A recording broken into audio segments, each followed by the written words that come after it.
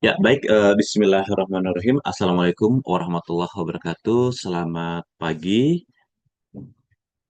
Waalaikumsalam Waalaikumsalam warahmatullahi warahmatullahi wabarakatuh. wabarakatuh. Pagi, Pak. Pagi, Oke, Pak. baik. Pertama-tama saya ucapkan terima kasih ya atas eh, ketepatan waktu kalian ya sudah bergabung pada kesempatan hari ini. Tentunya saya ucapkan semoga kondisi kalian dalam keadaan yang baik selalu gitu ya, lapang, bahagia, senang dan seluruh hal yang positif ya senantiasa bersama kalian semua. Baik, jadi pada kesempatan kali ini kita akan lanjutkan ya pembelajaran kita di mata kuliah berpikir komputasional dan kita akan mempelajari atau berkenalan dengan beberapa algoritma yang terkait dengan pengurutan dan pencarian. Ini penting ya karena memang kedua algoritma ini baik pengurutan dan pencarian adalah dua algoritma utama yang seringkali terjadi ya atau dilakukan ya pada aktivitas ya pengolahan data secara umum.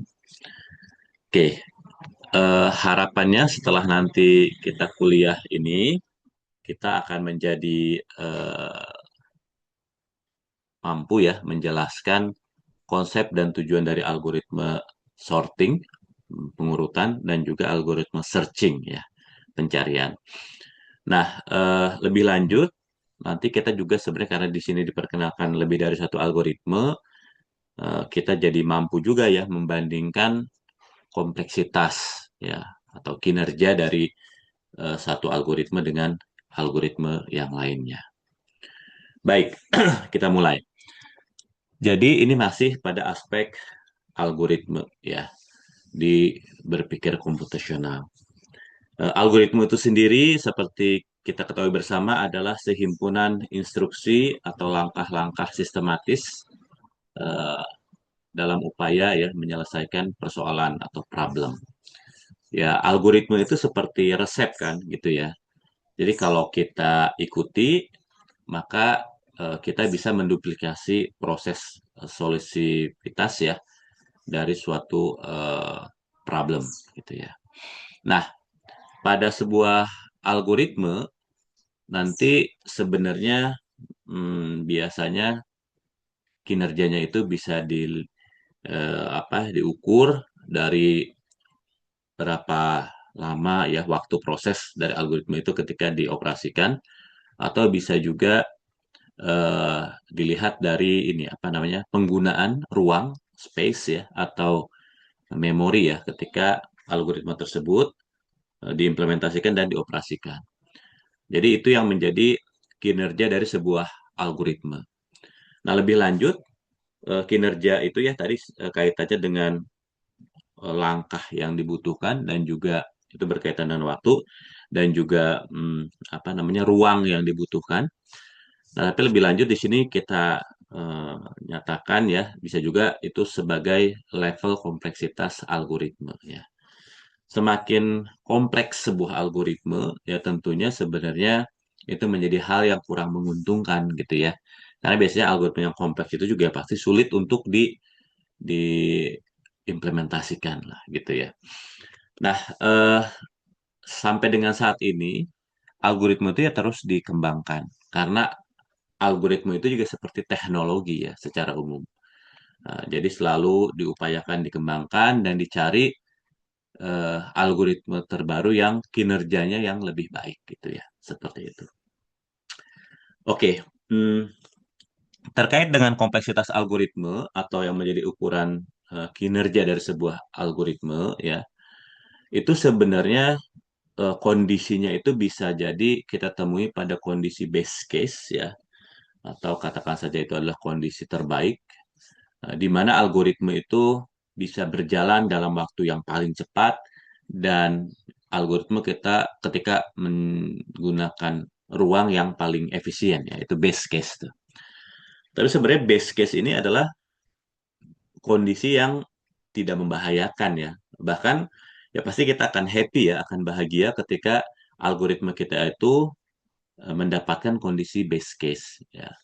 Justru yang menjadi perlu diperhatikan adalah kondisi worst case atau the worst case ya. Nah, the worst case itu adalah kondisi terburuk di mana algoritma itu ketika berjalan dengan waktu yang paling maksimal gitu ya, dengan kebutuhan ruang yang paling banyak lah gitu ya, paling boros misalkan. Ya, ini yang justru harus diperhatikan ya, karena kalau kondisi ini terjadi berarti algoritma kita itu ya menjadi lama jalannya, ya, ruang memorinya butuh tempat yang besar gitu ya. Ini yang harus menjadi perhatian. Ya.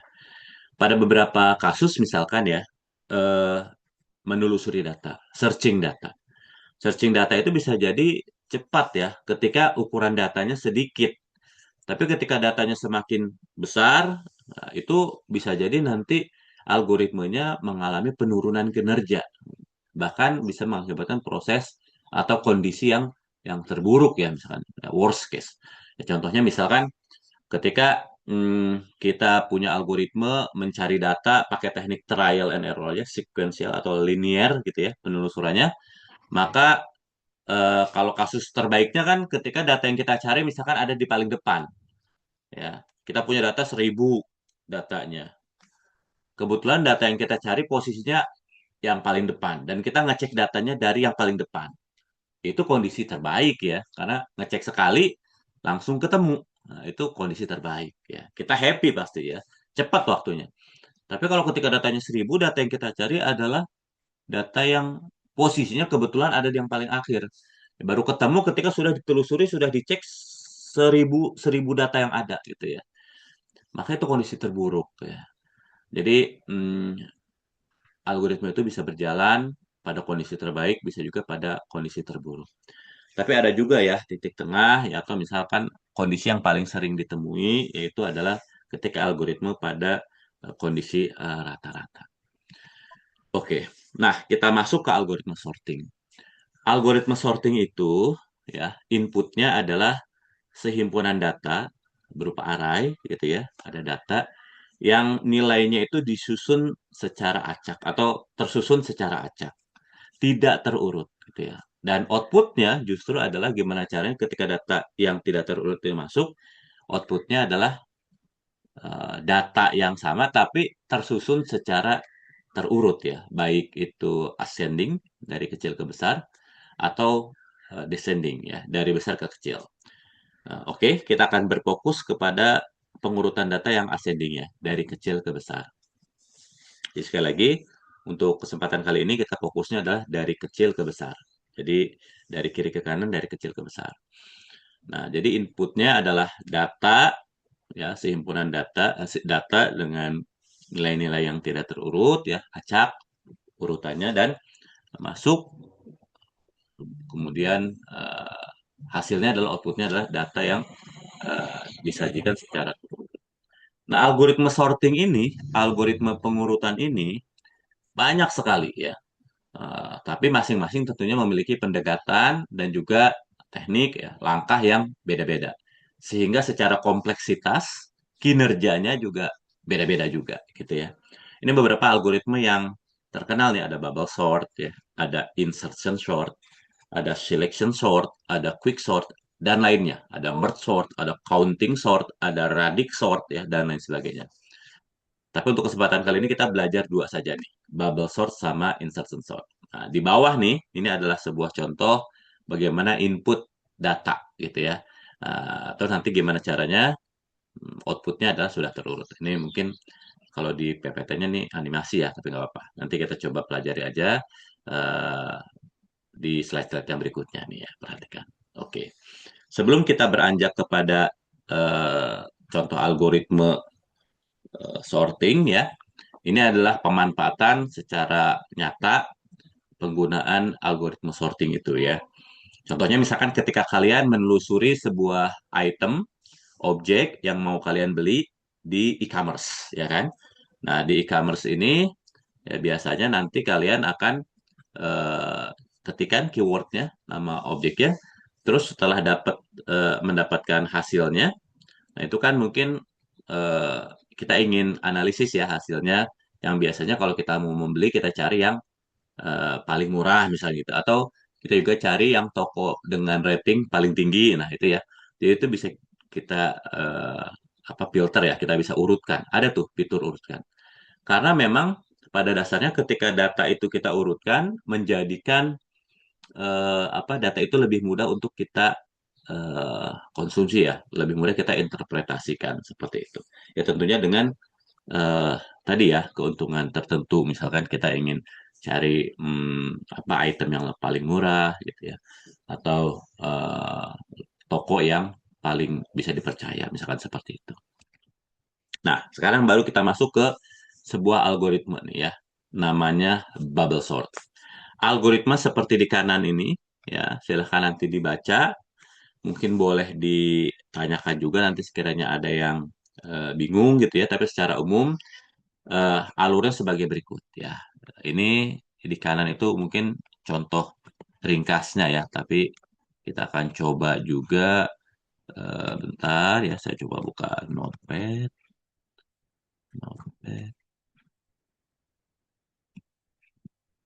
ya.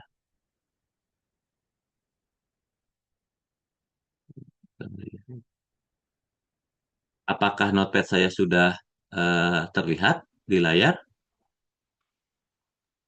Sudah, Bapak. Terlihat, Pak. Oke, baik ya. Perhatikan ya. Jadi algoritma bubble sort itu ya, prosedurnya begini.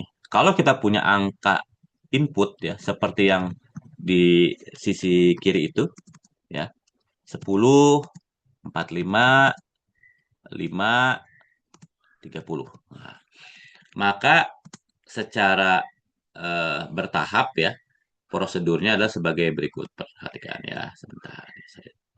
Yes. Oke. Nah, prosedurnya di sini kalau kita punya datanya ada n ya, dalam hal ini n-nya adalah 4 di contoh ilustrasi ini, maka nanti di sini akan looping ya i-nya dari 1 sampai dengan eh, 4 min 1. Nah, berarti i-nya nanti akan bergerak dari 1 sampai dengan 4 min 1. N n min 1 berarti sampai dengan 3. Nah, bisa kalian bayangkan ya. Berarti ini ada 3 putaran ya. Ada 3 putaran, 3 putaran. Nah, setiap putarannya, nah, jadi nanti ketika di sini ya kita tuliskannya ketika i-nya 1 gitu ya. Terus nanti di sini juga ada ketika i-nya sama dengan 2, ada 3 putaran ya. I-nya sama dengan 3 ya, seperti ini. Nah, maka ada J nih bergerak dari 1 to N min I. Nah, jadi ketika I-nya 1, nanti ada J juga di sini bergerak dari 1 sampai dengan N min I. Ya, kalau ketika I-nya 1, N-nya 4, berarti J-nya akan bergerak dari 1 sampai 3. Gitu. Adapun ketika I-nya 2, nanti ada J juga akan bergerak dari 1 sampai dengan 2. Gitu ya. Adapun ketika di sini, ketika I-nya 3, berarti J-nya akan bergerak dari salah ini mohon maaf 1 sampai dengan 2, 1 sampai dengan 1 gitu ya, karena di sini adalah n min i ya, n min i, n min i ketika n-nya 4, i-nya kan di sini 1, maka 4 min 1, j-nya ini juga seperti itu. Nah, sebenarnya apa sih yang terjadi? Nah, bisa kalian bayangkan ya, ini yang disebut sebagai putaran pertama nih ya, ini putaran pertama.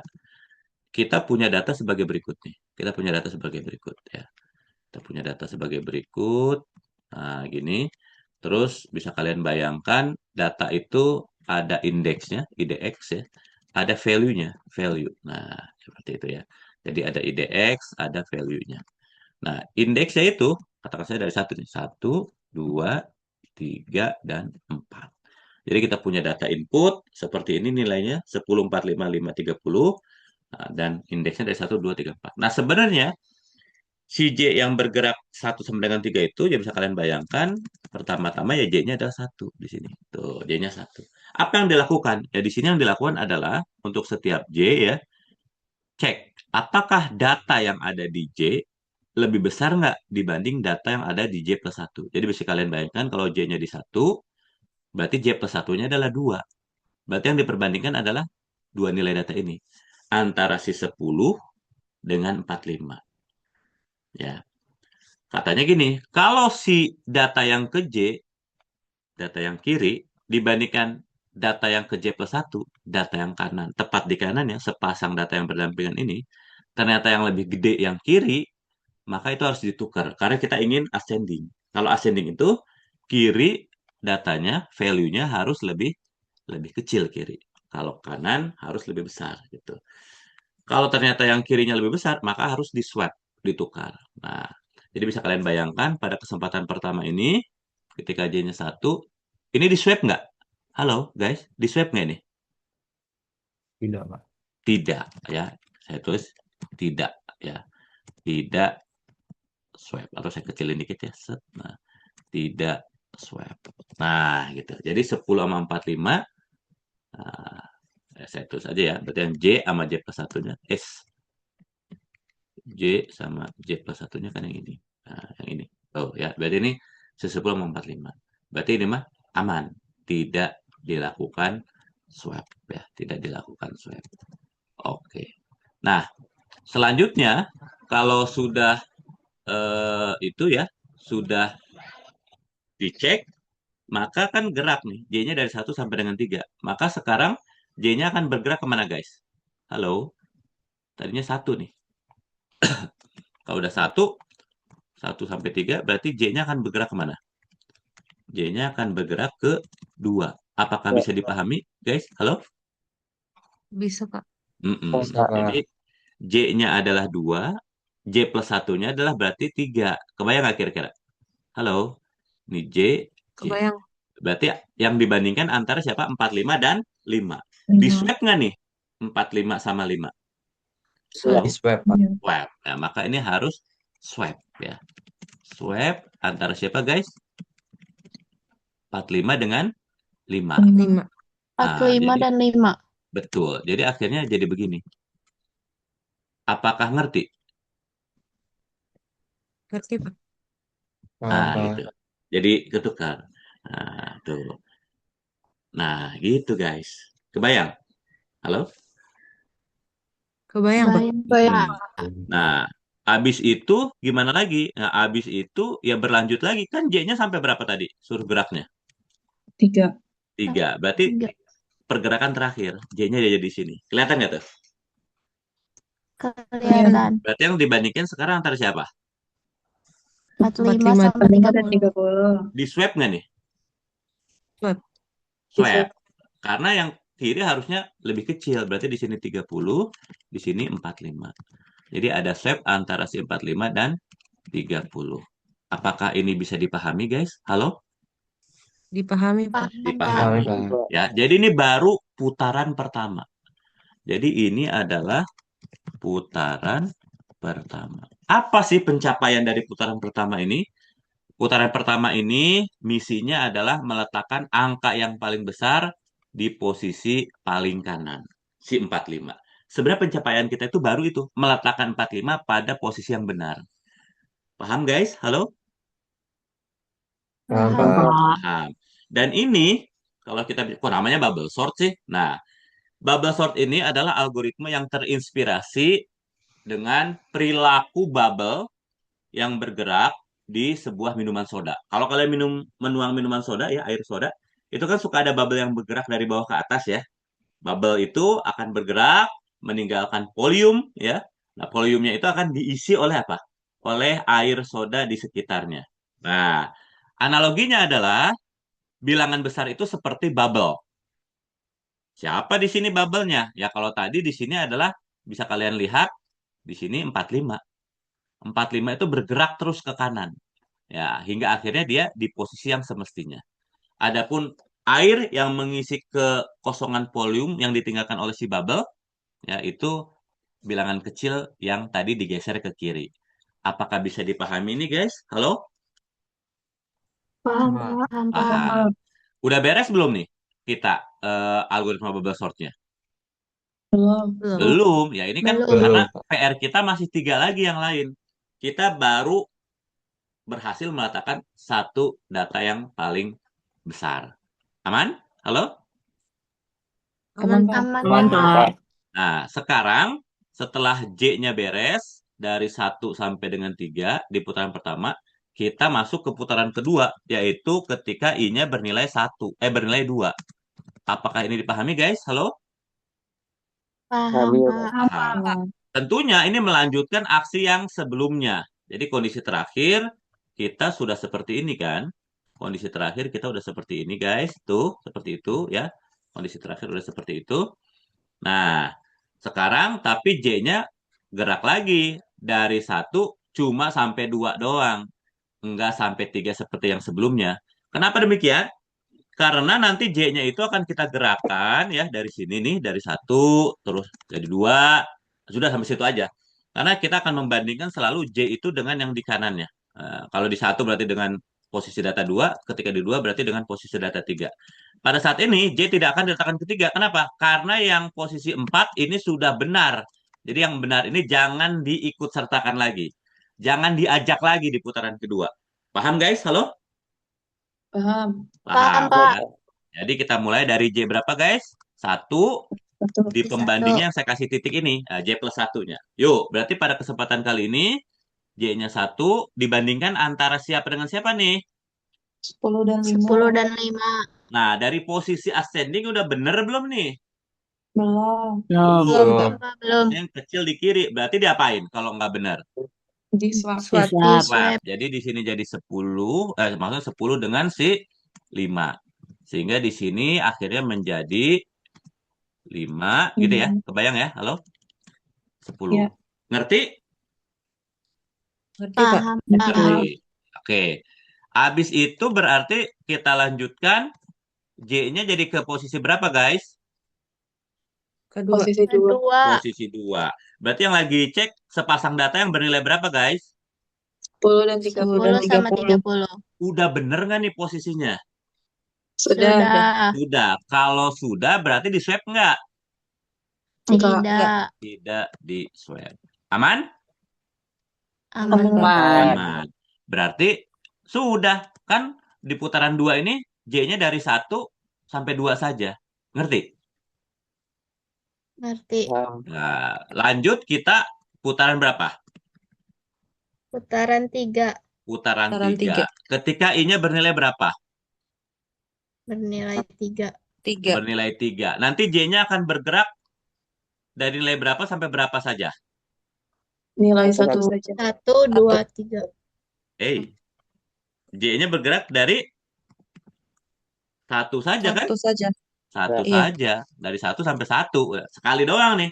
Karena apa? 30 jangan diajak lagi. Saya tebelin tuh. Yang tebel itu nggak usah diajak lagi. Ngerti ya? Oh, paham. Berarti kita bandingkan antara siapa nih? 5 dan 10. 5 dengan Udah 10. cocok belum? Udah. Udah cocok. Udah sesuai gitu ya maksudnya. Berarti tidak di swab kan? Ya nggak? Iya. Nah, karena posisi ascendingnya sudah tercapai. Nah, dari teknik ini sebenarnya lebih lanjut yang akan dipertanyakan adalah apa? Yang akan dipertanyakan adalah di soal nggak mungkin datanya 10, 4, 5, 5, 30 ditanyainnya bagaimanakah data setelah terurut? Ya itu sih nggak usah belajar ini. Ya pasti jawabannya tinggal kalian urutkan manual juga langsung bisa ya. Oh terurutnya 5, 10, 30, 45 kan begitu. Bukan begitu yang ditanyakan. Karena yang di sini pasti yang ditanyakan adalah kondisinya berapa banyak proses swab yang dilakukan, proses pertukaran yang dilakukan. Pada kasus barusan terjadi swabnya berapa kali? Sekali, 2 kali, 3 kali, 3 kali ya secara total. Paham guys? Halo? Paham, Pak. Paham, Semakin banyak proses swabnya, ya berarti itu kondisi semakin tidak menguntungkan. Karena berarti semakin banyak pekerjaan yang harus dilakukan, semakin banyak langkah yang harus dilakukan. Biaya komputasi pasti jadi meningkat kalau banyak pertukarannya terjadi pertukarannya semakin banyak gitu ya. Paham guys? Halo? Nah, jadi kalau kita bandingkan ini ya. Jadi ini langkah pertama ini inputnya seperti ini 10, 4, 5, 5, 30. Nah, ini adalah hasil akhir dari putaran pertama menempatkan si 45 pada posisi semestinya. Putaran kedua menempatkan si 30 di posisi semestinya. Yang putaran ketiga menempatkan si 10, 30, dan 45 di posisi semestinya. Kalau ada 4 data, 3 data yang lainnya sudah menempati posisi semestinya, pasti data yang keempat juga sudah berada pada posisi yang semestinya. Aman guys? Halo? Aman, Pak. Aman, Pak. Ya, oke. Nah, mungkin untuk supaya ya udah gitu dulu aja ya. Contohnya nanti karena ada latihan juga di belakang rasanya bubble sort ya. Eh, atau mungkin boleh juga deh sekalian aja nih ya. Nih ya. Nih, coba nih. Langsung ke latihan satu supaya langsung kita ingat sekarang. Bentar. Mana? Mungkin saya ini dulu kali ya. Oke, nah, ini ada kuncinya sebenarnya, tapi nggak apa-apa. Coba kita kerjakan mandiri ya. Nah, nih ya datanya yang ini. Oke, kita belajar bubble sort. Oke ya. Misalkan datanya ini nih. Nih datanya ya. Oke. Nah, perhatikan datanya ini. Oke, datanya kita punya berapa guys? Halo? 8, Pak. 8 ya. Pak. Nah, satu. Di situ. Kita punya 1, 2, 3, 4, 5, 6, 7, 8. Tadi waktu kita datanya ada 4, putarannya ada 3 nih ya. Ini putaran ketiga tadi. Putaran 3. Karena kita mencicil kan, paling pertama meletakkan data yang paling besar di posisi paling kanan, putaran kedua meletakkan data kedua yang terbesar di posisi kedua kanan, dan seterusnya. Jadi kalau ada 4 data, ada 3 putaran. Kalau kita punya 8 data begini, berarti berapa putaran nanti ya kira-kira ya bubble sort ini? 7 putaran, Pak. Pak. 7 Tujuh, putaran. Pak. Bener banget, 7 putaran ya. Jadi ini adalah inputnya, katakan seperti itu. Input ya. Nah, sekarang kita akan bahas misalkan ini putaran pertama, kedua ya, dan seterusnya lah. Nah, gimana caranya? Oke, kita coba kerjakan ya.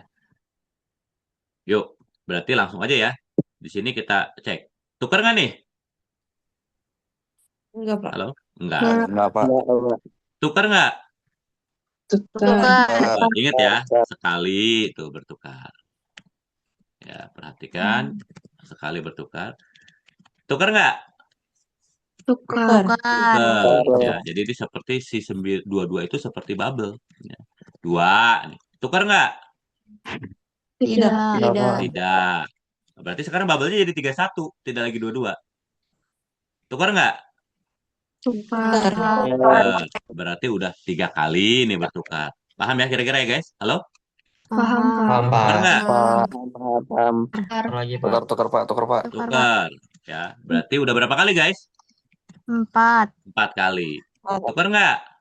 Tukar. Eh, berarti 5 kali ya ketukarnya ya. Iya. Iya, Pak. Nah, ini perlu kalau soal ya berarti kita buat 5 kali. Swap-nya tuh 5 kali. Gitu. Tuh putaran pertama begitu. Ya. Oke, guys, kita masuk putaran kedua. Melanjutkan dari putaran pertama ya. Nah, oke. Yang nggak diajak lagi saya tebelin. Nah, ya, udah benar nih. Oke, ini soalnya dari yang pertama ya, mungkin ini ya. Nah, gitu ya. Yuk, guys, apakah ditukar ini? Tukar. Tukar. Ya, pokoknya kalau yang kiri balas gede ditukar. Tukar nggak? Sekali ya baru ya? Tidak. Enggak. Tukar nggak? Tukar. Enggak dong. Enggak. Baru sekali ya. Tidak. Tukarkah ini? Tukar. Tukar. Ini bayangin ya, saya agak cepat aja nih ya. 22 sama 19 ditukar, terus 22 sama 5 ditukar, 22 sama 13 ditukar. Kebayang nggak kira-kira? Bayang. Bayang, Pak. Ya. Berarti si 22 ini bertukar 3 kali ya, ya nggak? Iya, Iya. Pak. Dan tadi di depan 8 sama 7 juga bertukar sekali. Berarti udah 4 kali pertukarannya. Paham? Paham. Paham. Nah, jadi ini mungkin saya geser aja ke sini. Set. Oke. Berarti di sini Mungkin gini kali ya. Apakah ini dipahami, guys? Halo? Pahami, Pak. Paham. Gitu, ya.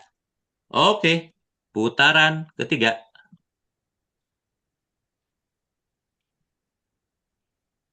Putaran 3. Yuk, apakah ditukar ini? Tidak. Tidak. Enggak. Ditukarkah ini? Tidak. Ditukarkah? Tidak. Tidak. Ditukarkah? Tukar. Nah, ini ditukar 19, tukar sama 5, 19, tukar sama 13. Paham nggak kira-kira? Iya. Paham. Berarti berapa kali barusan bertukarnya? 3 kali. Hah? 3. Dua. Dua. Dua tuh. Dua kan? Dua kali, Pak. Iya, Di dua. depan tadi kan nggak ada pertukaran kan? Nggak ada kan ini kan? Iya. Nah, baru Nggak pertukaran ada. ini kan 19 sama 5, terus 19 di sini, 19 sama 13. Jadi di sini. Ya kan? Iya, Pak. Iya. Apakah dipahami ini? Paham. Pahami ya. Sampai berapa putaran ya kita ya? Sampai 7, Pak. Nah, ini baru 4, baru 3 kan? Berarti masih 4 lagi. Nah, gitu. Oke, guys. Nah, 3 putaran sudah menempatkan ini pada posisinya. 3 yang tebel-tebel itu. Yuk, jangan diajak lagi. Tukarkah ini? Tidak. Tukarkah ini? Tidak. Tukarkah ini? Tukar. Tukar sekali itu ya. Ini jadi 5, ini jadi 9. Tukarkah ini? Tidak. Ya, berarti barusan Tidak. cuma bertukar sekali aja ya. Satu kali. 5, si 9 sama 5 ya. Iya, Oke, sip, mantap. Lanjut guys. Set, putaran kelima. Apakah ditukar? Tidak. Apakah ditukar? Ditukar. Iya. Nah, ini 5, ini 8. Apakah ditukar? Tidak. Tidak. Ya berarti udah. Sampai di situ aja. Satu kali aja ya tadi ya. 8 sama 5 ya. Iya, Pak. Iya, satu kali. Yuk, oke. Lanjut. Putaran ke-6. Oke. Apakah ditukar? Tukar. Tukar. Jadi ini 5, ini 7. Apakah ditukar? Tidak. Tidak. Berarti 8 menemukan tempat semestinya. Sekali doang ya. 7 sama 5 ya. Oke, Iya. Iya, lanjut. Pak. Terakhir. Ya. Apakah ditukar? Tidak. Tidak. Tapi itu harus dicek karena belum tentu kondisinya begitu ya. Nah, dan udah cukup. Berarti akhirnya kita berhasil menempatkan 31 di posisi semestinya, 22, 19, 13, 9, 8, 7. 7 data menempati posisi semestinya, pasti si satu data sisanya, si 5 juga sudah berada pada posisi yang semestinya. Apakah ini paham guys? Halo? Pak. Paham. Oke, mantap sekali. Wah, kalian cerdas-cerdas ya. Alhamdulillah. Kalau sini. Hmm. Tapi boleh, ada pertanyaan boleh. Ada pertanyaan boleh ya. Jadi gitu ya. Jadi di sini menyatakan berapa banyak putaran yang terjadi dan ini adalah putaran yang terjadi selalu ya. J-nya dari 1 sampai dengan E min I. Ya, I membesar mengakibatkan apa? Area data yang diperbandingkan semakin sedikit ya. Contohnya terakhir cuma 2 data saja tersisa. Oke. Nah, eh, seperti yang tadi disampaikan, ya, sebuah algoritma itu bisa berjalan pada kondisi terbaik, bisa juga pada kondisi terburuk. Nah, sebenarnya kalau untuk bubble sort ini sendiri, dia kan tekniknya mengecek ya sepasang-sepasang kalau kondisi ascendingnya tidak dipenuhi akan di swap ya, seperti itu. Nah, ini kondisi terburuknya adalah ketika datanya itu yang mau diurutkan, ternyata sudah terurut tapi urutannya itu terbalik. Jadi misalkan kita mau ascending dari kecil ke besar, ternyata data inputnya itu juga udah terurut tapi descending dari besar ke kecil. Nah, saya kasih contoh ya di sini ya. Bisa kalian bayangkan misalkan nih kita punya data ya angka aja lah misalkan datanya 4, 3, 2, 1. Kita inginnya outputnya adalah ascending 1, 2, 3, 4. Kan ingin seperti itu nih. Nah, bagaimana prosedurnya? Kalian bisa bayangkan, ini kan pasti si 4 pada misi pertama, di putaran pertama kita akan meletakkan di si 4 ini di posisi yang seharusnya. Betul nggak? Halo? Betul, Pak. Sehingga Betul, Pak. putaran pertama akan jadi begini kan? 3, 2, 1, 4. Betul nggak tuh? Putaran pertama. Iya, Pak. Nah, tapi ini Iya. prosesnya gimana? Itu kan pasti dengan menggerakkan si 4 itu ditukar sama 3, ditukar sama 2, ditukar sama 1. Jadi di sini terjadi berapa? Terjadi 3 kali pertukaran. 3 kali swap. Benar tuh? Halo guys?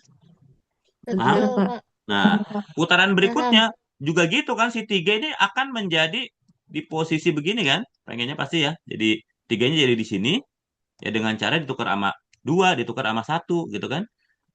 Ditukar sama 2 ya, ditukar sama 1. Akhirnya nanti 3 dapat posisi di sini nih. Nah, ini juga sama kan? Berapa kali swap dia? 2 kali swap.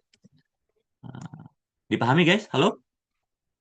Paham, Pak. Nah, jadi bisa terlihat ya, merepotkan sekali ya.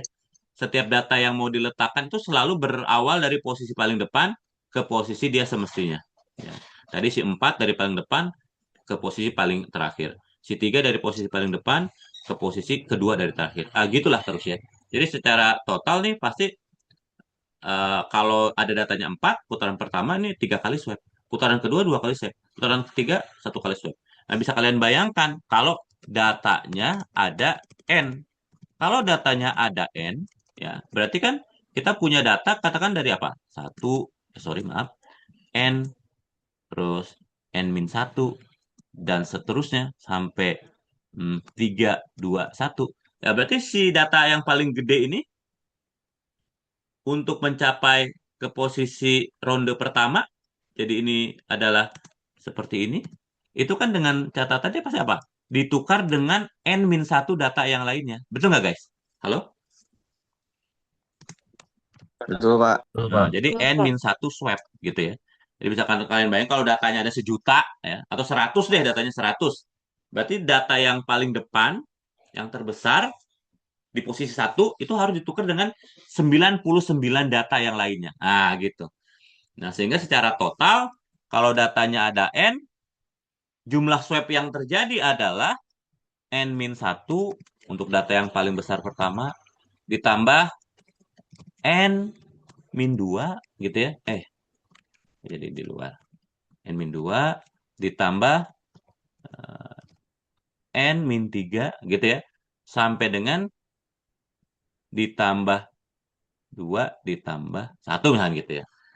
Contoh misalkan jika data 100, maka data pertama itu harus ditukar dengan 99. Data kedua harus ditukar dengan 98 dan seterusnya. Nah, gitu.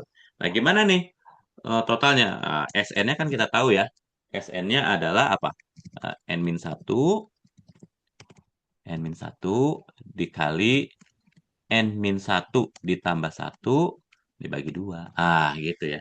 Jadi kalau misalkan datanya ada 100, ini penjumlahannya adalah N-1 ya berarti 99 dikali N-1 ditambah 1 ya berarti N 100 dibagi 2. Gitu kan. Berapa tuh? Berapa? 99 dikali 50 ya. 99 dikali 50. Berapa guys? 99 dikali 50 teh? 45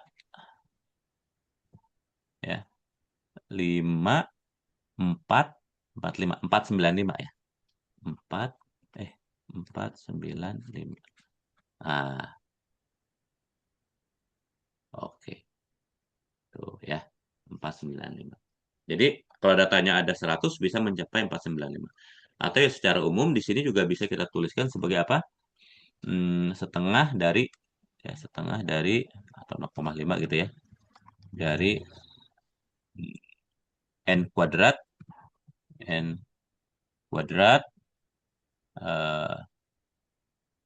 N kuadrat min N gitu ya. N kuadrat min N. Seperti itu. Ya. N kuadrat min N. Apakah ini bisa dipahami guys? Halo? Bisa, Pak. Nah, ini kasus terburuknya. Nah, kasus terbaiknya gimana? Kalau datanya sudah terurut. Nih, kita punya input 1, 2, 3, 4. Ingin terurutnya juga ascending juga 1, 2, 3, 4. Apa yang terjadi guys? Coba. Ini kan pasti putaran pertama nggak pernah ada penukaran ya. 1 sama 2 nggak ditukar, 2 sama 3 nggak ditukar, 3 sama 4 nggak ditukar. Ya kan? Halo? Iya, Iya, Pak. Pak. Pak. Jadi tidak pernah ada pertukaran, tapi memang harus ngecek setiap ini ya, apa namanya, ada sebanyak n putaran juga ya. Ada n putaran, tapi tidak pernah ada swap dalam setiap putarannya. Jadi big ON. Ya bisa kalian bayangkan kalau datanya ada 100 ya kurang lebih 100 langkah yang harus kita lakukan. Tapi secara rata-rata ya big ON kuadrat. Seperti itu guys. Apakah dipahami untuk bubble sort? Paham, Pak. Paham. Siap. Nah, kita beranjak ke teknik yang kedua nih. Namanya insertion sort.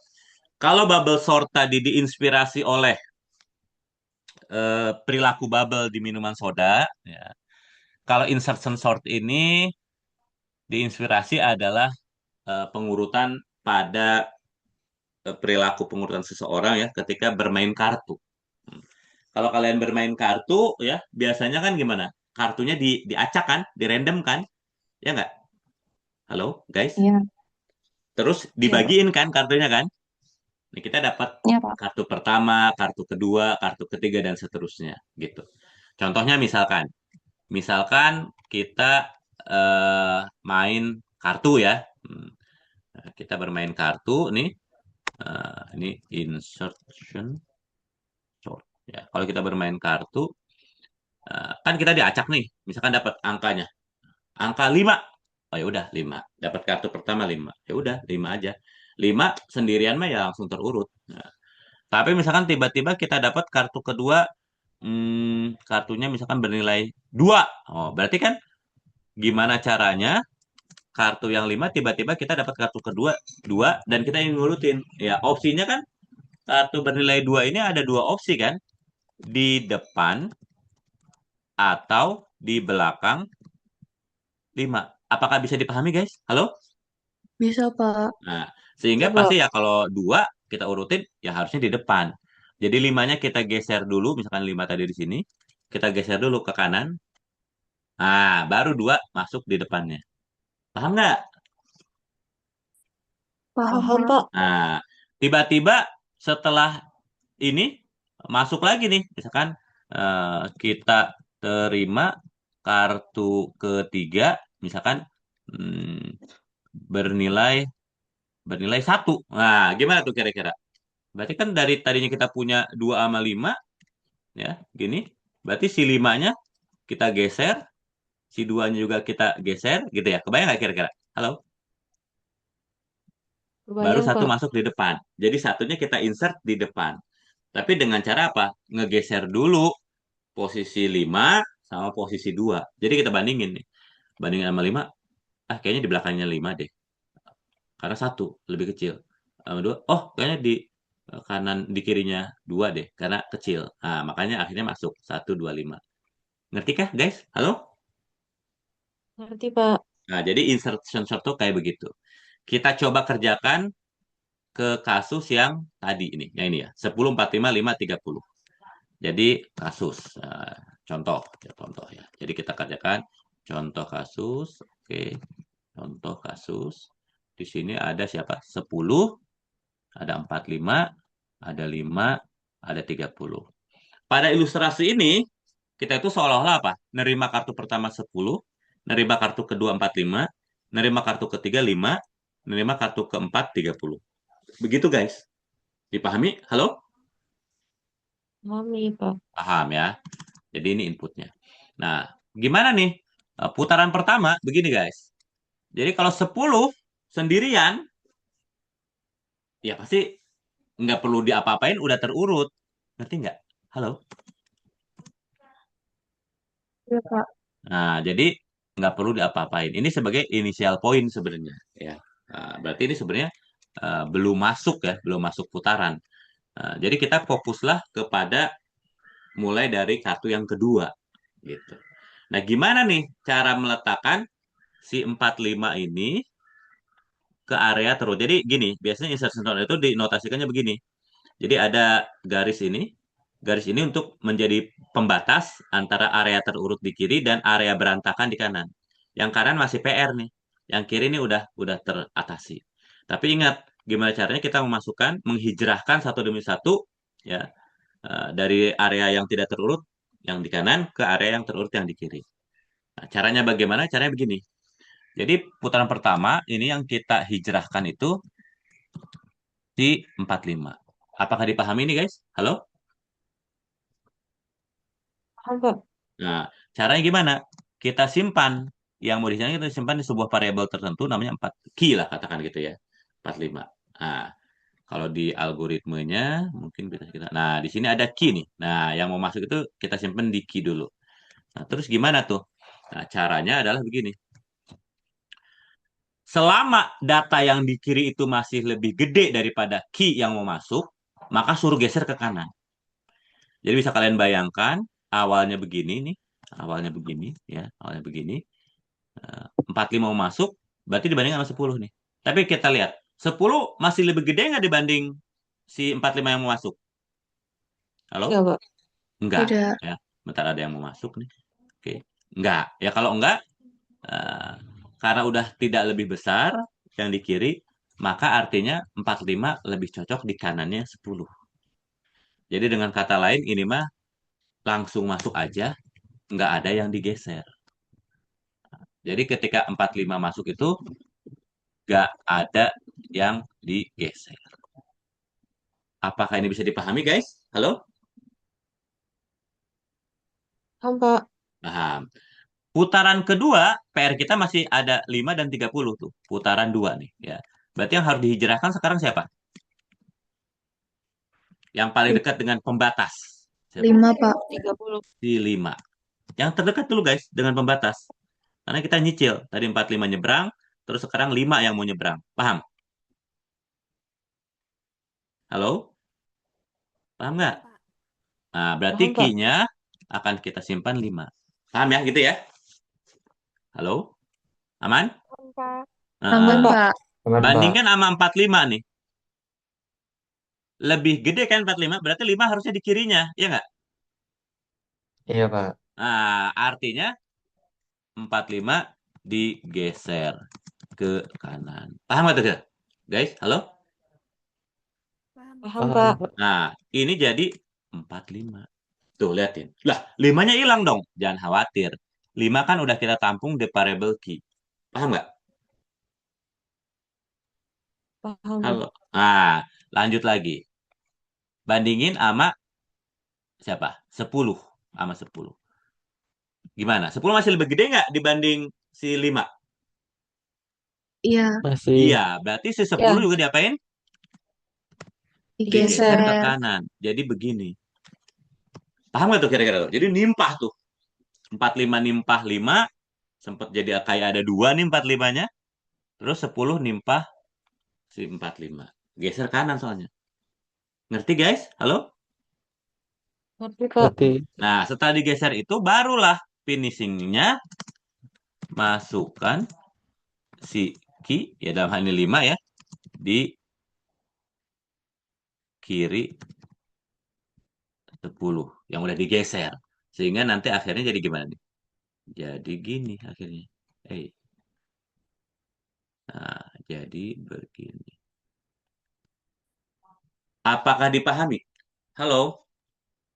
paham. Paham, Pak. Nah, dan sekarang yang udah terurut, kita udah punya berapa bilangan, guys? 2. 3. 3. Pokoknya kan batasnya si garis ini. Kita udah punya 3 yang terurut. Kalau di sini tadi kita punya 2 yang terurut.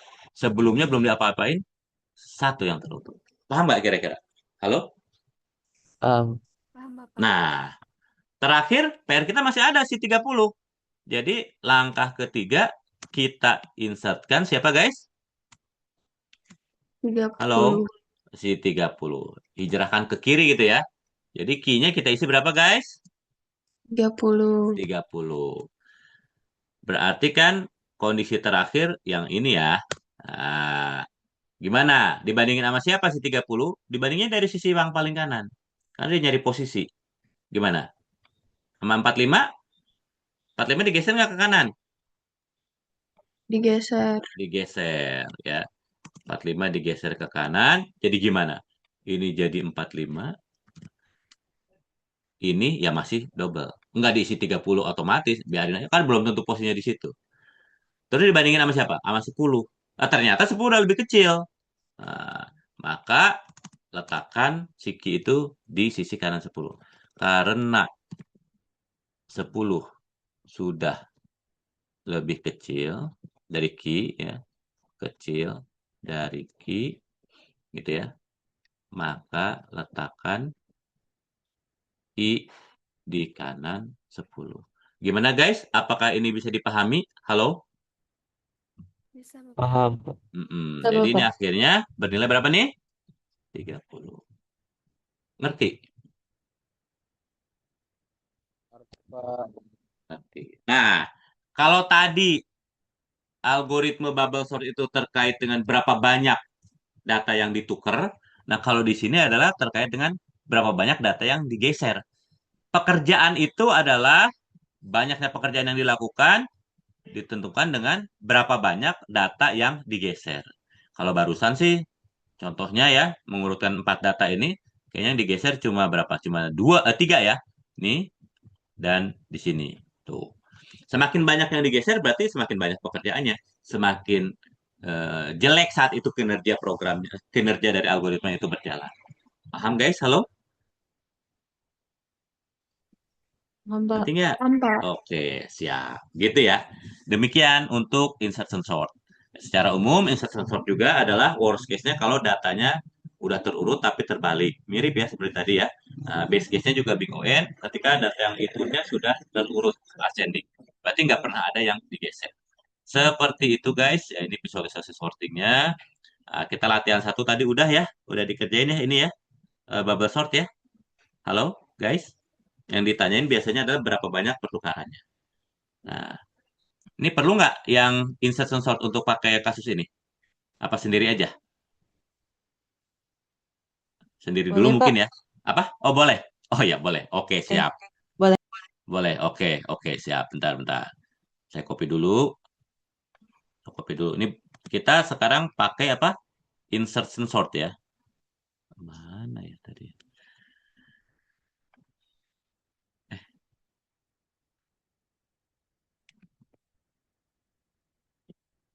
Nah, oke. Kita akan bahas bubble sort ya. Kalau di soal itu kan sebenarnya merge sort ya. Bubble. Insertion sort. Insertion sort. Oke. Yuk. Berarti kalau insertion sort, pembatasnya di sini ya. Halo? Iya, Pak. Iya, Mm-mm. Pak. Siapa yang? Key-nya yang mana? Key-nya? Key-nya siapa? Yuk, putaran pertama key siapa? 22. Betul. Putaran pertama key-nya adalah 22. 22. Tahu kan hasilnya? Pasti akan gimana? 8, 22. Betul nggak? Benar. Ada yang digeser nggak? Nggak ada, Pak. Nggak ada ya. Nah, ini terus aja ya. Mungkin di sini 0. 0 pergeseran. 0 kali pergeserannya ya. Oke, sebentar. Oke.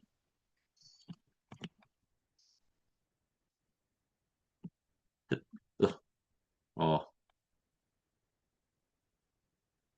eh,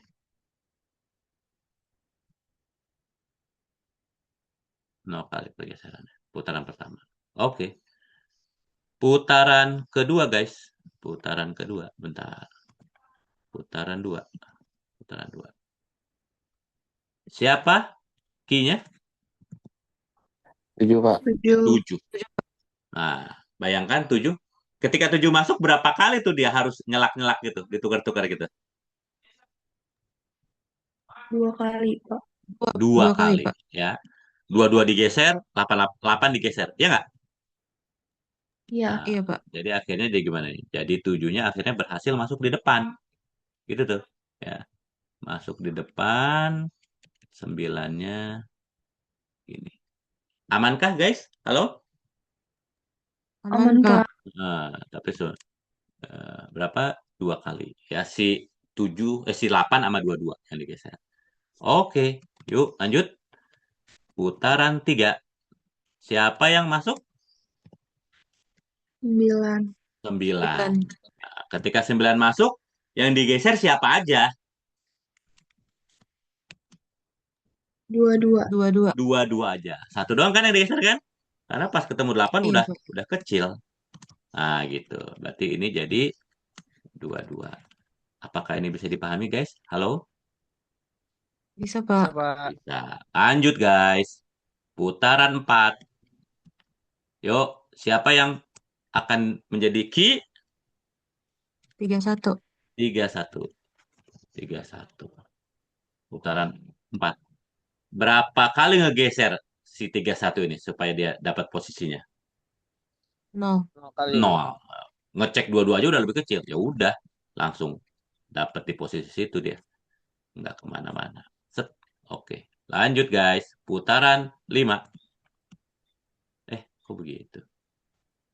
Punten, putaran 5. Ki-nya siapa yang akan dihijrahkan? 19. Nah, 19 dapat posisinya menggeser siapa aja? 31 dan 22. 31 dan 22. Akhirnya dia bisa masuk dari sini. 19 gitu. 31 ini gitu. Amankah, guys? Halo? Aman, Pak. Pak. Putaran sampai berapa putaran ya? Sampai 7. 7. Ya kalau datanya ada 8 sampai 7 putaran. Yuk, dikit lagi. Putaran 6. Siapa yang jadi ki?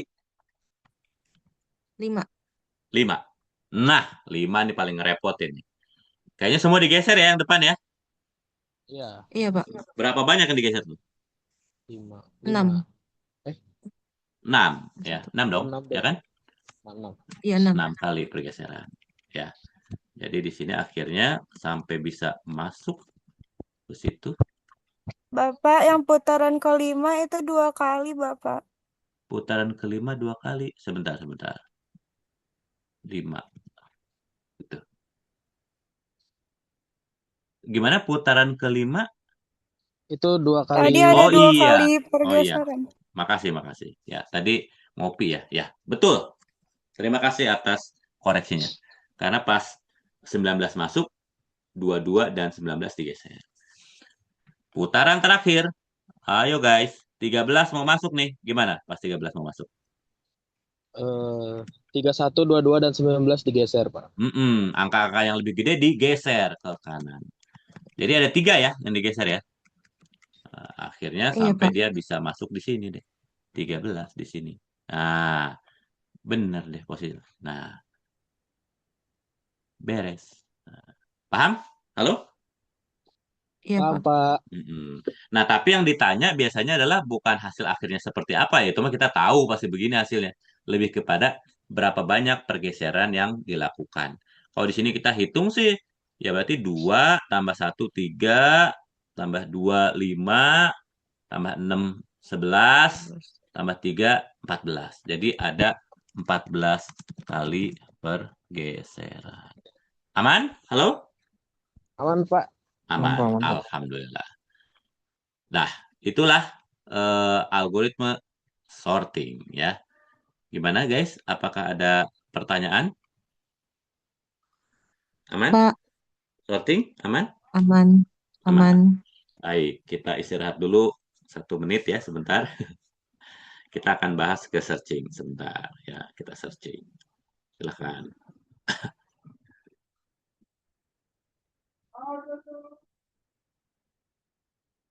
Oke, izin kita lanjutkan. Sekarang kita bahas searching.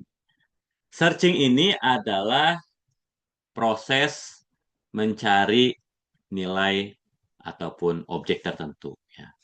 Contohnya misalkan ketika kalian membuka aplikasi Microsoft PowerPoint ya, terus mau menutupnya, berarti kan kalian akan mencari tombol exit ya.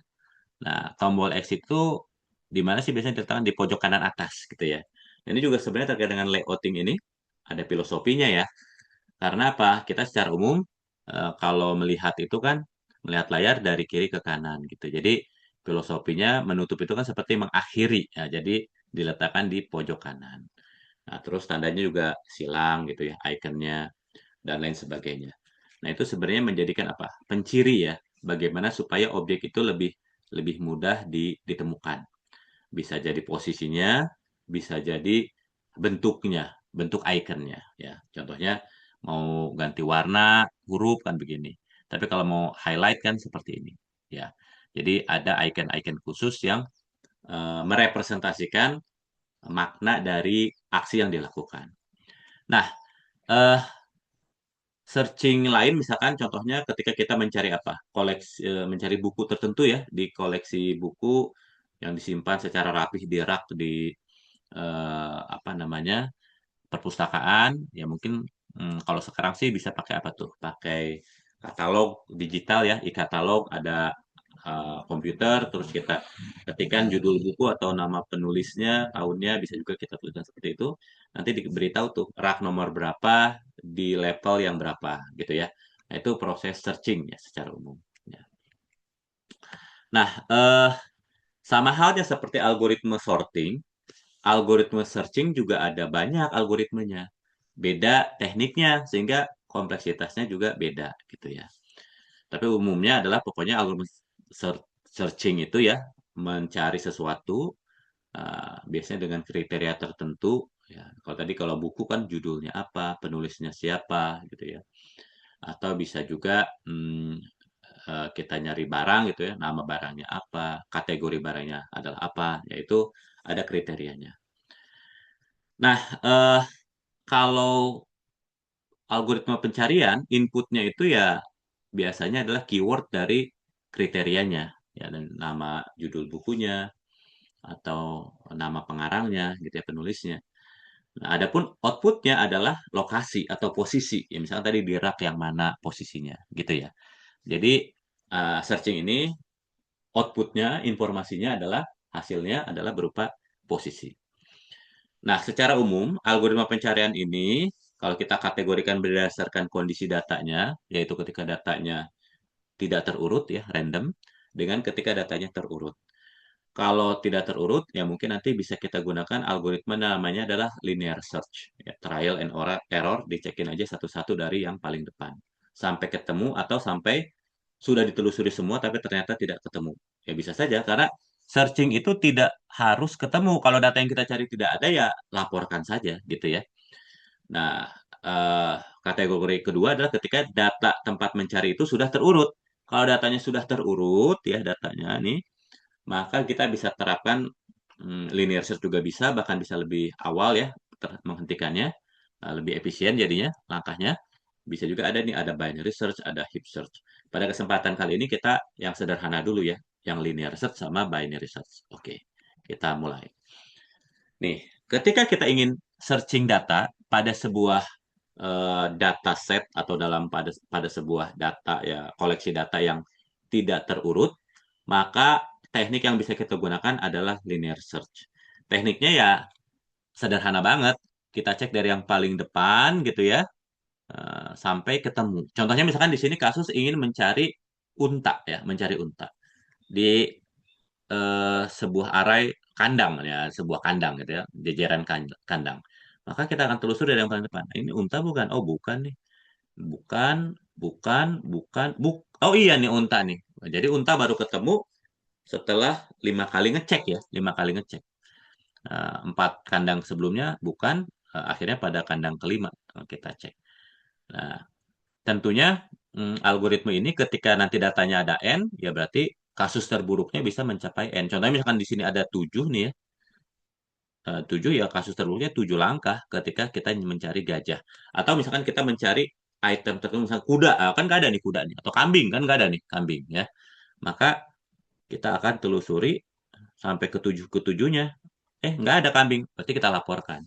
Nggak bisa tuh, baru 2 kali ngecek terus kita bilang nggak ada deh kambing. Nggak bisa begitu, harus dicek dulu karena ini tidak terurut. Selalu ada potensi jangan-jangan kambing ada di kanan kalau semuanya belum dicek gitu ya. Nah, jadi ini linear search ya. Nah, kompleksitasnya adalah big O-N. Dicobain satu-satu, dicek satu-satu. Sampai ketemu atau sampai semua sudah ditelusuri. Ya kalau memang tidak ada, ya laporkan tidak ada. Nah, sebenarnya linear search juga bisa diterapkan ketika datanya sudah terurut. Bahkan ketika eh, menggunakan data yang sudah terurut ini, kita bisa berhentinya lebih awal gitu ya. Jadi misalkan nih, saya kasih contoh lagi ya. Nah, saya kasih contoh lagi. Oke. Nah, misalkan nih, kita punya data berikut nih.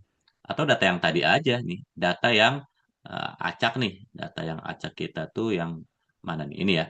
10, 45, 5, 30. Nah, misalkan kita searching nih. Ya, searching. Datanya tidak terurut.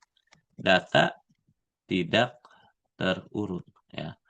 Nah, terus kita mau cari ya targetnya nih. Target misalkan adalah data bernilai 10 atau jangan 10. Data bernilai 12 misalkan. Ya kalau tidak terurut kan harus kita cek dulu nih. Ini bukan, bukan, ini bukan, bukan, ini bukan, bukan, ini bukan. Bukan juga. Nah, tapi kan nggak ada data lagi. Ya udah kita laporkan. Biasanya kalau kalau tidak ada datanya, dia akan mereturn min satu. Nah, min satu itu maknanya adalah apa? Ya datanya tidak ada gitu ya. Nah, tapi kalau datanya terurut gimana nih? Nah, kalau datanya sudah terurut ya, data data terurut. Ya, kalau data terurut bisa kita lihat misalkan targetnya nih 12 ya, sama targetnya 12, tapi datanya terurut berarti kita urutin dulu ini ya. Kita urutkan dulu ini. Berarti 10 5 ya, paling depan 5, 10, 30, 45. Nah, ini ya. Ini udah terurut nih. Tuh. Maka kita bisa cek nih. Ini bukan, bukan. Ini bukan, bukan. Ini bukan, bukan juga. Tapi kita cek lah, ini kan terurut. Data terakhir pada kesempatan ketiga kita cek 30. Padahal ini terurut. Ke kanan pasti lebih gede daripada 30. Yang kita cari 12. Udah lebih kecil daripada data terakhir. Artinya kita bisa berhenti lebih awal. Kita bisa berhenti di titik 30. Jadi sebenarnya ketika data sudah terurut tuh lebih menguntungkan sih ya. Kita bisa mengatur pemberhentian pengecekan ketika kondisi tertentu dipenuhi. Contohnya di sini tadi apa? Yang dicek tuh cuma si 5, 10, dan 30. Meskipun datanya ada 4, target 12, kita nggak perlu ngecek semuanya. Karena di 30 udah cukup untuk menghentikan ataupun menyimpulkan bahwa data 12 tuh nggak ada gitu. Nah, ini yang digambarkan di slide ini. Ya, di slide ini bisa kita lihat fungsi linear search ada array tempat nyarinya, ada value target yang dicari. Nah, ini mungkin indeksnya dari 0 kalau seperti ini. Pokoknya di sini kita cek ya. Selama indeksnya itu masih lebih kecil daripada eh, list datanya, banyaknya list data ya, jumlah datanya. Jadi kalau tadi ada 4 datanya, berarti karena ini indeksnya dari 0 ya kalau yang kesempatan kali ini. Kalau sebelum-sebelumnya kan indeksnya dari 1. Maka di sini bisa kita lihat uh, indeks terbesar hanyalah dari kalau datanya ada 4 berarti indeks 0, 1, 2, 3 gitu ya. Jadi selama indeksnya masih lebih kecil daripada banyaknya data, artinya data masih ada data yang bisa kita cek uh, dan data yang kita cari itu belum ketemu, ya terus aja geser ke kanan gitu. Kalau udah sama dengan jumlah data nggak ada kan indeks 4 nggak ada. Kalau datanya ada 4, indeksnya dari 0 hanya 0, 1, 2, dan 3 yang ada, yang existing. Yang valid itu cuma indeks 0, 1, 2, 3. Maka ini sudah tidak ada lagi data dan belum ketemu juga ya berarti kita nyatakan aja nggak ada. Dan nggak ada itu kita return in 1. Tapi kalau ternyata tidak terjadi kondisi yang ini, ya atau dengan kata lain berarti datanya itu sama, maka kita laporkan posisi terakhir itu sebagai si posisi pencari data yang dicari. Contoh misalkan kita nyari data bernilai berapa ya? Bernilai eh, bernilai 30 lah misalkan kita cari data bernilai atau 10 ya. Nah, ini kan berarti kalau indeksnya dari 0, 0, 1, 2, 3. Ah, gitu ya. Nah, jadi di sini indeksnya kita geraknya dari sini, IDX ya, dari si 0. Dari si 0 nih. Atau saya singkat aja sebagai I ya gitu ya. I-nya dari 0, target 10. Apakah ini datanya? Bukan. Oke, gerak ke sini. Apakah ini datanya? Iya. Oh, langsung ketemu. Maka kita return 1. maka kita akan laporkan 1. Maknanya adalah data bernilai 10 ada di posisi indeks 1.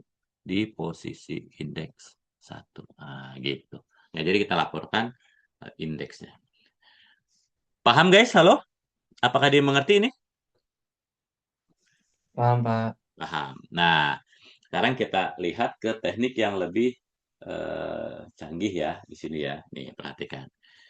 Ini ada algoritma namanya binary search. Binary search ini algoritma yang efisien. Kalau linear search, kasus terburuknya adalah big ON. Datanya ada 1.000.000, berarti kasus terburuk 1.000.000 penelusuran yang harus dilakukan. Ketika datanya ada di paling terakhir, atau ternyata datanya tidak ada, dan datanya tidak terurut ya. Jadi harus ditelusuri 1.000.000-1.000.000-nya yang ada. Nah, kalau binary search itu tekniknya agak beda nih. Nanti dia kompleksitasnya kurang lebih 2 log n. Jadi kalau kita punya datanya 1.000, langkah yang diperlukan hanya sekitar 2 log 1.000. Ya, sekitar 9 koma dibulatkan 10 lah. Cukup 10 langkah aja, bisa kita simpulkan data itu ketemu atau datanya itu nggak ada. Ya, gimana caranya? Nah, gini ya algoritmanya ya. Jadi algoritmanya itu adalah kita cek itu data dari yang paling tengah. Paling tengah. Data tengah. Yang nggak ada data paling tengah ya. Atau median. Ingat, syaratnya binary search ini harus sudah terurut. Nah, kalau misalkan ternyata kita cek data yang tengah itu sama dengan data yang kita cari, ya udah laporkan. Posisi datanya ada di indeks tengah. Dapat ketemu. Tapi kalau bukan, ya berarti kan kemungkinannya ada 2. Data yang kita cari, V lebih kecil, atau V yang kita cari itu lebih gede daripada median, M-nya tengah ya. Nilai data di tengah.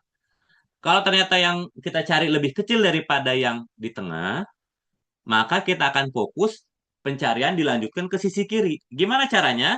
Caranya adalah areanya kita batasi ya. Jadi kalau sebelumnya itu kita nyari dari posisi katakan 1 sampai 1.000 ya. Tengahnya katakan saja 500 ya. Perhatikan, datanya ada 1 sampai 1.000. Yang kita cek yang tengahnya posisi 500. Tiba-tiba yang 500 ini kita cek di posisi 500 tuh nilainya lebih kecil data yang kita cari dibandingkan data median. Median itu data tengah ya setelah terurut. Maka kita lanjutkan ke pencarian sisi kiri. Artinya apa? Dari 1 sampai 1.000 langsung kita abaikan dari posisi 500 ke atas. Kita fokus dari sebelum 500. Berarti berapa tuh? Posisi 499. Jadi kalau tadinya itu domain pencarian kita itu dari 1 sampai 1.000, ketika ini terjadi, ya aksi 3 ini terjadi, maka kita akan fokus nyari datanya di area indeks 1 sampai indeks 499. Gitu, guys. Jadi, ngecek sekali, ngebuang setengah. Datanya ada 1.000, dicek tengahnya, kita lebih kecil yang kita cari. Buang dari 500 sampai 1.000. Fokus. Lanjutkan ke area 1 sampai 499. Apakah ini dipahami, guys? Halo? Bisa, Tuh, Pak. Pak. Sebaliknya, kalau data yang kita cari ternyata lebih besar dari yang tengah, perhatikan, datanya ada 1.000, 1 sampai 1.000 datanya. Kita cek yang tengah, ingat data ini terurut, ternyata data yang kita cari ini lebih kecil, lebih gede daripada yang tengah. Oh, berarti areanya harusnya ada di sisi kanan. Maka daripada itu langsung kita buang dari data 1 sampai 500 kita buang, fokuslah pencarian sisanya dari 501 sampai 1.000. Saya ulangi ya. Datanya ada 1.000, 1 sampai 1.000. Kita cek tengahnya, yang kita cari lebih gede daripada nilai data tengah, maka fokus selanjutnya kita akan mencari di area 501 sampai 1.000. Mungkin ini gambaran lebih jelasnya. Contoh kita nyari data 74. Cek nilai tengah, katakan saja nilai tengahnya adalah 112 ceritanya ya. Nah, 74 lebih kecil daripada 112. Oh ya udah, dari posisi 112 ke kanan buang.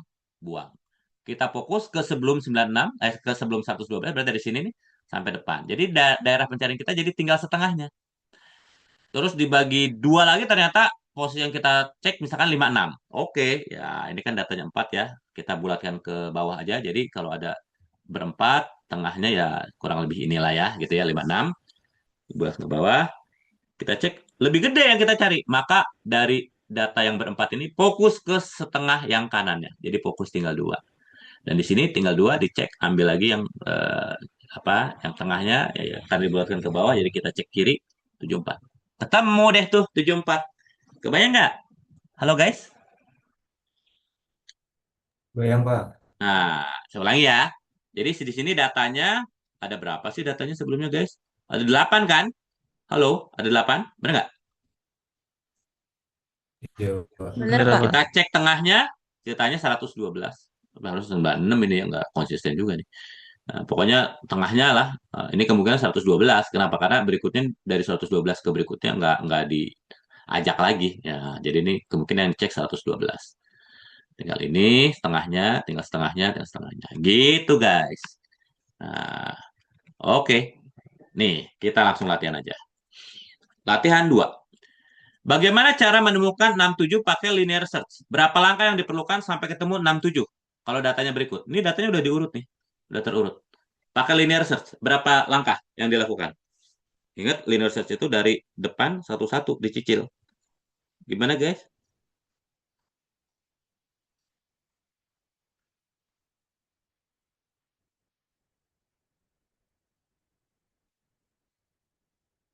Gimana?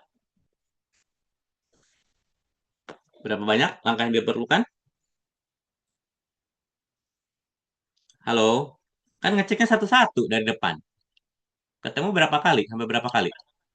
12, Pak. Berapa? 12. 12. Sampai ketemu. Sampai ketemu. 1, 2, 3, 4, 5, 6, 7, 8, 9, 10, 11, 12, 13. 13. Kan kita baru ngehnya harus ngecek juga dong 67-nya. Aman? Halo? Aman, Pak. Aman, Pak. Aman. Jadi kalau nyari 67 harus ngecek berapa kali nih di data yang ada 15 ini? 13. Iya, betul, betul, betul. Berapa? 13. 13 kali. Kasus terburuk berapa langkah ini? 15. 15. 15. Pas yang dicari yang mana? 98. 98 atau data yang nggak ada tapi lebih gede dari 98. Misalkan nyari 100. Paham guys? Halo? Paham, Paham, Pak. Pak. Kasus terbaik kalau nyari siapa? Min Negatif 86. 86. Betul, minus 86. Ngecek sekali langsung ketemu. Oke guys? Kalau nyari data bernilai 7, berapa kali yang harus dilakukan? Sampai kita tahu. Nggak ada nih datanya nih. Ayo. 15, Pak. Kan terurut nih datanya. Pakai teknik yang tadi berhenti. 9. Kan berhentinya kemungkinan di sini ya? Iya nggak? Iya, Pak. Nah, berarti ini berapa tuh? Tuh 2, 3, 4, 5, 6, 7, 8, 9. Betul, 9. 9 kali. Karena pas nyari data 7, lah ini aja udah 19. Di kanan kan pasti lebih gede dari 19 semua. Jadi udah nggak mungkin 7 ada gitu. Aman? Halo? Aman, Paham? Pak. Aman, Pak. Paham. Nah, gimana kalau pakai binary search? Oke, guys. Pakai binary search. Punten, supaya ini kayaknya kita harus ini deh. Bentar. Nih, copy ya. Kita cek. Bukan ya.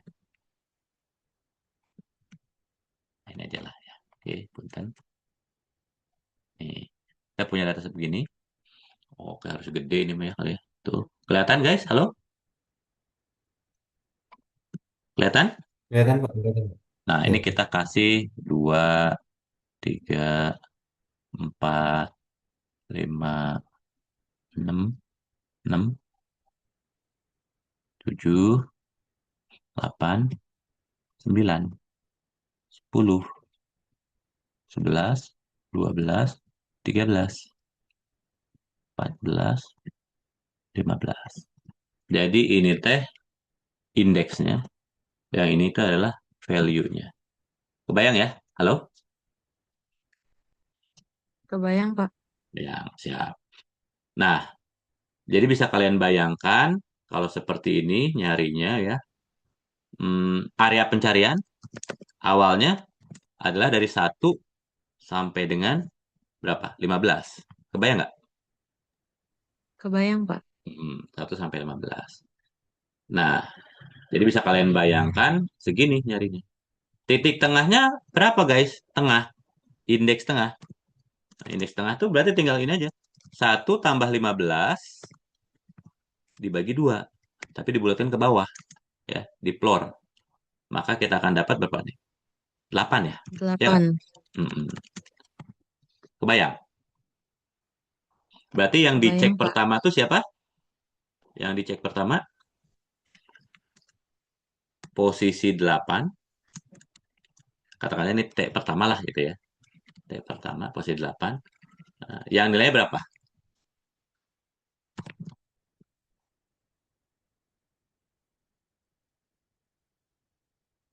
Bernilai berapa? Min 2. Min 2. Kebayang nggak? Kebayang, Pak. Target kita 67 kan? Iya, Target 67. Lebih gede, lebih kecil nih dibanding target. lebih gede. Maksudnya yang kita cari ya, targetnya ya. Targetnya lebih gede apa lebih kecil dibanding nilai tengah, nilai median? Lebih gede. Lebih gede, Pak. Mm-mm. Lebih gede. Target lebih gede ya dari median. Betul? Betul. Maka lanjutkan pencarian kemana?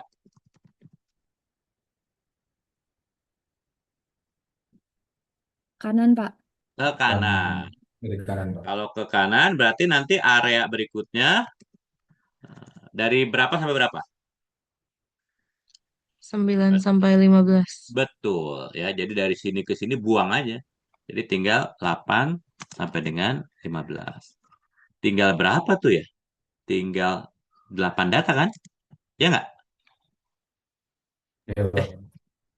8 apa 7? 8 kan? Nah, sebelumnya ada 15 data. Kebayang? Kebayang, Pak. Mm-mm. Kebayang.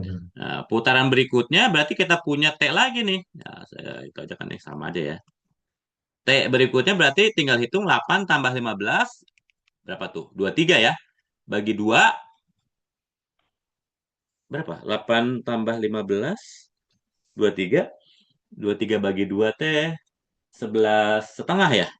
Iya, Eh, Pak. Iya, Pak. 23 bagi 2. Oh iya, 11,5 ya? 11,5 dibulatin ke bawah 11. Paham nggak kira-kira? Paham, Pak. Mm-mm. Ya dicek kedua, posisi berapa guys? 11, bernilai berapa? 41. 41. Jadi yang dicek kedua ini ya sebenarnya tengah-tengah juga, tapi pada kesempatan ini T yang kedua lah gitu. Ngerti nggak kira-kira? Ngerti, Pak. Mm-mm. Oh, Tapi ingat ya, pencarian kita sebenarnya sudah terbatasi sampai sini doang. Salah guys. Bukan 8 sampai 15, 9 ya harusnya ya. Iya, Pak. Maaf saya salah. 7, 9 tambah 15, 24 ya. 24 dibagi 2, 12 ya. Ya nggak? Iya, Pak. Posisi 12 siapa tuh? 65. 65. Nah, 65. Berarti yang kita cek putaran kedua itu ini. Ya kan? Iya, Gimana? Pak. Masih lebih besar kan target yang 67 dibanding si median? Mediannya ini Masih. 65. Nah, maka lanjutkan pencarian ke kanan lagi. Nah, kalau ke kanan lagi, berarti sekarang area pencariannya berapa, guys? Areanya. 13 ke 15. Mm-mm. Cuma tinggal 13 sampai 15. Ada berapa data tuh? 3 data ya? Ya nggak? Iya, Tengahnya berarti siapa tuh? 13 tambah 14. 15 bagi 2, 14. Ini kan? Tengah aja ya? Si Iya, 14. Berarti yang kita cek yang dicek pada ketiga, posisi bernilai 14 yang bernilai 86. Aman ini, guys? Halo? aman, Pak. Ternyata yang kita cari gimana? Lebih Kecil kan? Lebih kecil. kecil. Maka lanjut pencarian ke Kiri. Kiri.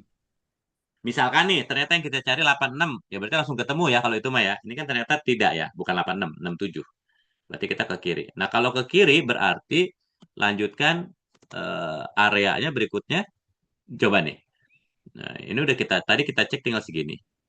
Ternyata bukan ini. Ya berarti nanti di sini nih. Kebayang nggak kira-kira? Jadi area pencarian kita tinggal siapa? Tinggal Tinggal si 13. 13 Tinggal sendiri. 30. Ya nggak? Ya kan? Dan Iya, Pak. ketemu. Dan nilainya sama dengan 67. Sama dengan yang dicari. Nah, maka laporkan return 13. Gitu. Maknanya apa?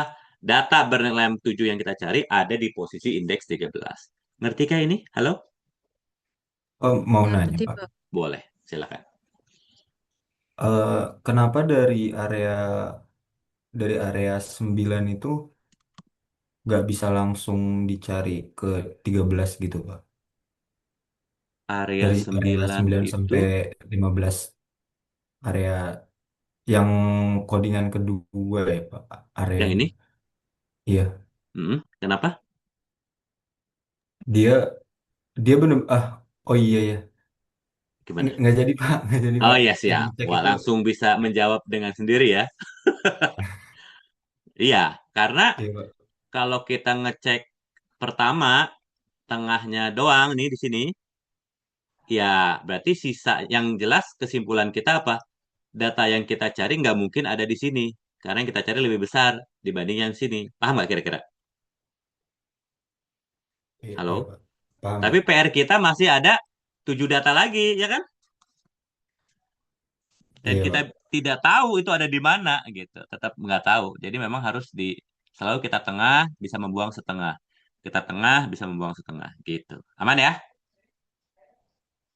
Aman, Pak. Oke, mantap. Oke, sebagai penutup nih, perhatikan ya. Nah, ini ada nih kasus nih. Misalkan ada perbelanjaan furniture menjual kursi anak yang diklaim dapat menahan beban orang dewasa dengan bobot tertentu. Nah, ketika lewat dari batasnya maka akan ambruk ya. Hmm.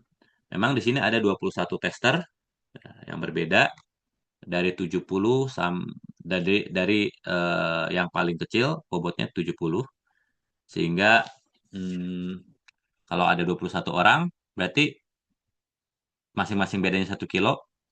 Berarti yang terbesar berapa berapa kilo guys? Ada 21 orang. Orang pertama yang paling kecil bobotnya 70. Yang terbesar berapa? Bedanya sekilo-sekilo.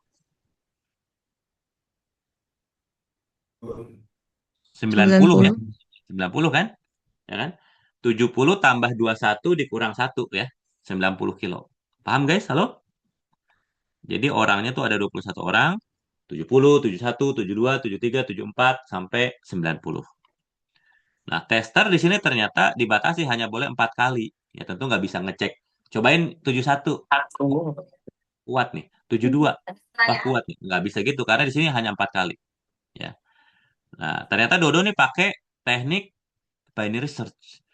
Dan dia dapat kondisi bisa tahu langsung berapa bobot maksimum dengan mencoba 4 kali saja. Yang pertama adalah nggak ambruk, kedua juga nggak ambruk, ketiga nggak ambruk, ketiga ambruk, keempat ambruk. Tiba-tiba tahu, oh, oke, ketahuan nih. Hanya cukup 4 kali ini aja, 4 kondisi ini. Berapakah bobot maksimum beban kursinya? Karena waktu kita sudah habis ya, mohon maaf nih.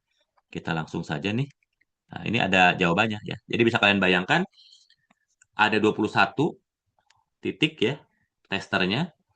Nah, Dodo ini pakai binary search. Jadi dari 1 sampai 21 tengahnya siapa? Ke 11. Jadi orang yang disuruh ngecek itu orang berbobot 80. Nggak ambruk. Oh berarti kemampuan kursi itu menahan lebih daripada 80. Apakah kebayang ini? Halo? Kebayang, Pak. Kebayang. Berarti kemungkinannya dari 81 sampai 90. Jadi kita akan lanjutkan dari range orang ke-12 sampai orang ke-21. 81 sampai 19. Tengahnya ya, adalah orang ke berapa tuh? Ke 16 ya. 12 tambah 21, 32. Ini tipe nih ya. 12 tambah 21, 32. 32 bagi 2, 16. Orang ke-16 adalah berbobot 85. Tidak ambruk juga. Oh berarti kursi masih mampu menahan 85. Oke. Percobaan berikutnya, ya berarti kita sisanya ya, karena masih lebih besar, kita ke kanan lagi. Jadi tadi 12 sampai 21, tengahnya si 16, maka berikutnya ya 17, 21.